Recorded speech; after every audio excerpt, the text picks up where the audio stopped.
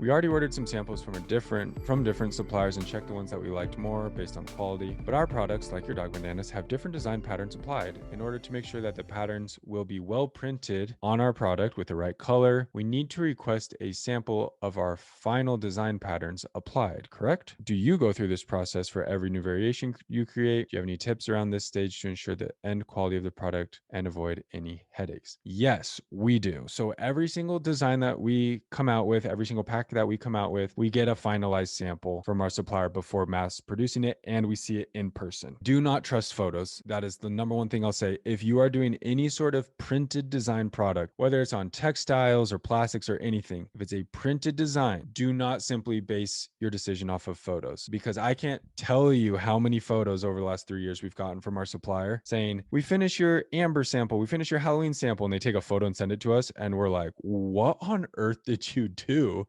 It looks terrible. Like the colors are all weird. And I don't know, it just looks weird in the photo. And we're just like, just send it to us. And they send it to us and it looks outstanding. So I don't know if they're just using like a really crappy smartphone photo camera, but don't trust the photos. Okay. Don't trust the photos. And on the flip side, you might get a photo and say, oh yeah, that looks good. But then they ship it to you and it looks like crap. So again, make sure you have the final sample in your hand before you commit to a bulk order. So that's what we do every single time. We do get photos every time because that's more for scaling, because we want to know like, hey, the designs are too big or too small. So we change the scaling of it. And after we see it in the photo, like scaling looks good, send it to us. We see it in our hand. Print quality looks good. Colors look good. Go ahead and we place our order for however many units we're going to order. Something to be aware of too is what we're seeing a lot of, and I've seen other people kind of have this issue with printing, is printing black. Sometimes can give you issues with a bluish tint. It does depend on the material printing on. It does depend on the printing type, but just keep that in mind. If someone sends you a photo of your textiles and it's black,